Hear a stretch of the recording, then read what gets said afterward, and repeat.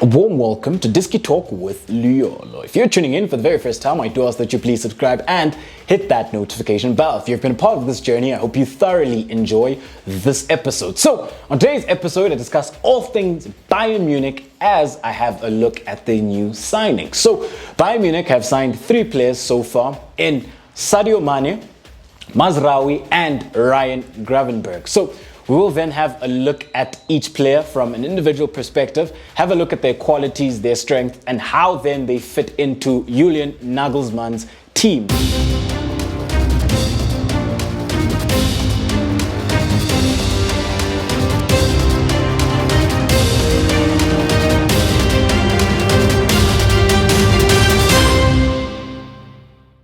So when you have a look at it then, we'll start then with the first player. So the first player then is Mazraoui. So when you have a look at Mazraoui then, this is a player then who has been doing very, very well for Ajax Amsterdam, and he plays as a right back. But when you have a look at Mazraoui then, he isn't your ordinary right back. He's one of the most technically and tactically gifted right backs with regards then to his skill set. This is a right back then who reads the game very, very well, and a right back then who has great game intelligence. So when you have a look at Mazraoui then, this is a fullback then. A lot of the times within that Ajax Amsterdam system, he did occupy the right-sided half space because then you had Anthony who would normally offer the width on the right-hand side. However, whenever the game would allow and the game would progress and in relation to the movement of his winger, at times then he would be looking to go wide. So this is then a right back then who did also create a lot of chances for the Ajax Amsterdam team. A right back then who is very creative and very penetrative with regards to his passes, his crosses and his runs that he makes into the final third. So he can make the half space run, he can make the runs from the wide area, and at times he does even drift right into the heart of midfield. This is then a right back then who is very comfortable on the ball, and spatial awareness is also very good. So this is a player then who will add a lot of quality and a lot of value for this Bayern Munich side. So it's a player who has then signed a 4-year contract, and a player then who I've enjoyed his performances within that Ajax Amsterdam side. Him then coming into Bayern Munich and coming into JULIAN Nagelsmann's side. I think this is a player then who will adapt very well, especially considering then that Erik ten Hag and how then he sees the game with regards to how the players should be looking then to move and position themselves is something similar you would see to a JULIAN Nagelsmann side, because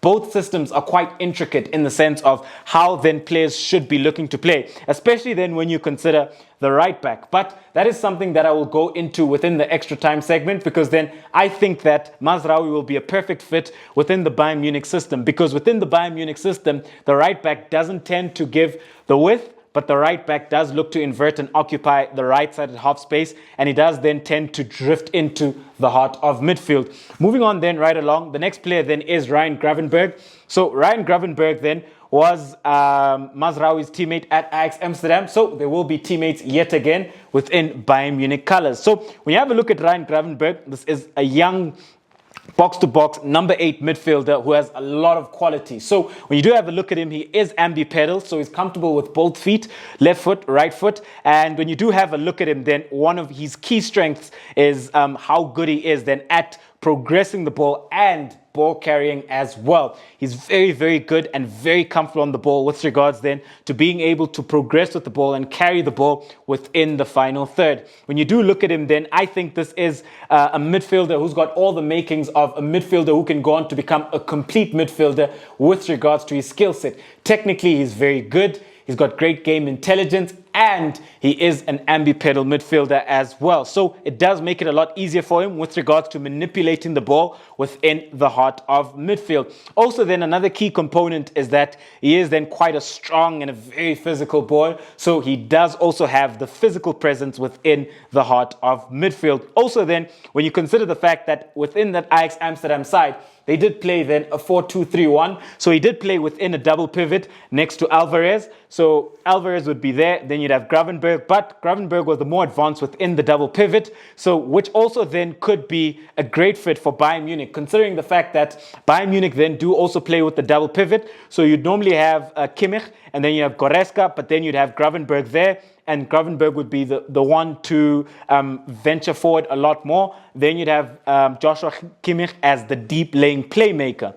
And then when you move on then right along and have a look at the next player, you do then have Sadio Mane. So when you have a look at Sadio Mane then, this is a player then who did very, very well for Liverpool over the past couple of years. And this is a player then who won the lot with Liverpool with regards to UEFA Champions League, English Premier League, FA Cup, and various cups as well. So when you have a look at Sadio Mane then, this is a forward line player, a player then who can come off the right hand side, you can play through the middle, and who can come off the left hand side.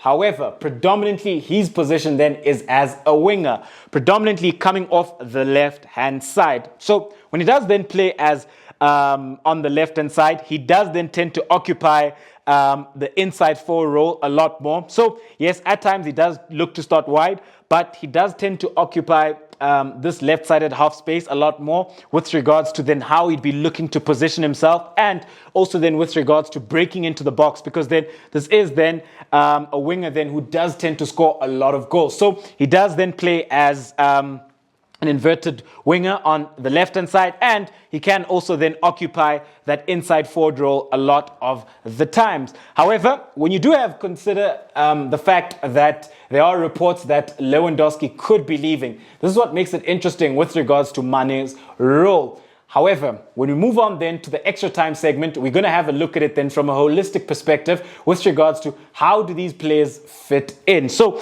when you do have a look at this Bayern side, and having a look at their strongest 11. When you have a look at this Bayern side, so Bayern Munich then do play then a 3-2-4-1 formation. So yes, it is quite an intricate system, and a system then that requires a lot of movement and also requires a lot of game intelligence with regards to positional play and rotations as well. However, we're going to have a look at it then in depth with regards to what JULIAN Nagelsmann is trying to do with this Bayern Munich side.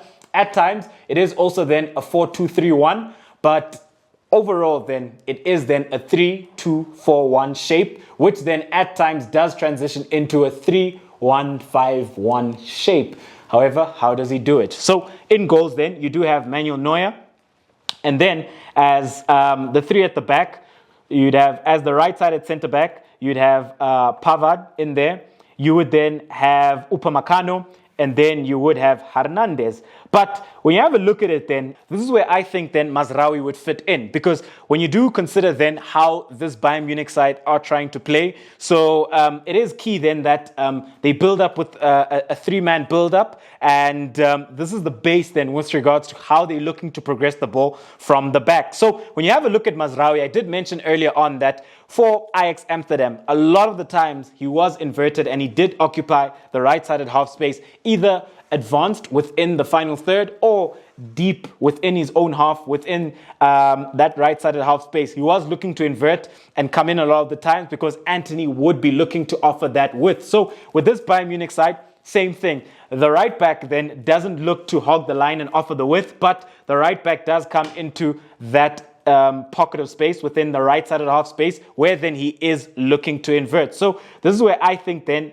Mazraoui could become key, as he could play then as the right-sided centre-back. But because he's got great game intelligence, at times the game does flow in such a way where it opens up for Mazraoui to then offer the width on the right-hand side. But you'd hardly see that within this Bayern Munich side, as it is then the right winger who would be looking to offer the width. Moving on then right along. Within the art of midfield, I did mention that they do start then with a double pivot. So you would have Goretzka, and then you would have Joshua Kimmich. However, what's key to note then with regards to how then it would transition from a 3-2-4-1, I will show you then what happens. Moving on then right along then, on the left-hand side, you do have then Alphonso Davies. So Alphonso Davies pretty much plays as the left winger within this system. So he is then very key with regards to offering the width on the left-hand side within vertical zone 1 for this Bayern Munich side.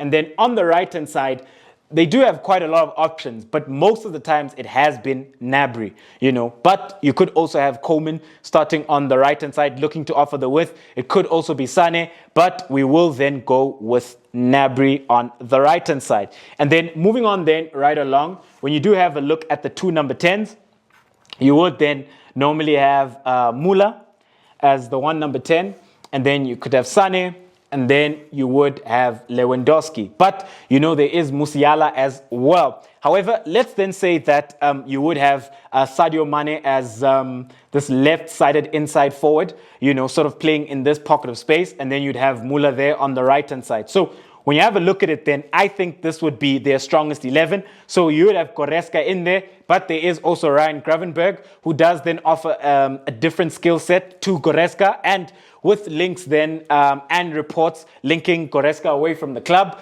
you could have Gravenberch playing in there alongside Joshua Kimmich within that double pivot. So that is what Bayern Munich look like with regards to how they're looking to play. And I did mention that Lewandowski has been linked with a move away to Barcelona. So if Lewandowski does leave, then you could always have Mane starting up top. Then you could have Müller, and then you could have Leroy Sané. If not Leroy Sané, you could then have Musiala starting as the other number 10. So this Bayern Munich side have a lot of options. But what I did want to mention then is that it does at times transition to a 3-1-5-1. So how does that happen? So with regards to how they're looking to build up, so you would have Ryan Gravenberch looking then to push up and sort of making it 5 across within that zone. So when you have a look at Bayern Munich then with regards to how they're looking to build up, Joshua Kimmich plays as the deep laying playmaker. He is quite key because it's almost everything goes through Joshua Kimmich. So he is quite key then in the build-up because he's looking to get onto that ball. And once he gets onto that ball, then he's got all these options ahead of him that he can play. And because then he's got this phenomenal passing range, this is a player then who can then play those penetrative passes in between the lines short, or he can then look to go diagonal and go long, either on the right-hand side or on the left-hand side. So when you have a look at it then, that is Bayern Munich in possession of the ball and what they're trying to do and how offensive they do become, because then it does then become quite a high line. However, out of possession, what do Bayern Munich look like? So out of possession then, Bayern Munich do then tend to adopt a 4-2-3-1. So you would then have Hernandez, who would look to tuck in. You would have Upamecano. You would then have Mazraoui becoming as a right back. You would have Alphonso Davies as the left back. You would then have the double pivot of Goretzka and Joshua Kimmich. And then you would have, say if it's Mane, you would have Mane going there. You would have Müller, you'd have Gnabry, and then you'd have Lewandowski if he did stay. So that is what they become out of possession, as they do look then to go into a very compact 4-2-3-1 block. At times, if they do then want to ensure that the two centre-backs, the two opposing centre-backs aren't able to build up, at times then they can look to go then and go into a 4-4-2 pressing block. So that is also another way that Bayern Munich can approach things. But generally out of possession, it is then a 4-2-3-1. In possession, it is a 3-2-4-1. And then which transitions then to a 3-1-5-1. So, ladies and gentlemen, do let me know, what do you make of the new signings for Bayern Munich, and how do you think they fit into Julian Nagelsmann's side going into the new season? Especially considering then that the most important thing then that Bayern Munich are trying to achieve is the UEFA Champions League. Can they compete? Or do you think that they still need a few more reinforcements? Because then we do know that the window is still open. Ladies and gentlemen, thank you very much for tuning in yet another special episode of Diski Talk with Liolo. Signing out.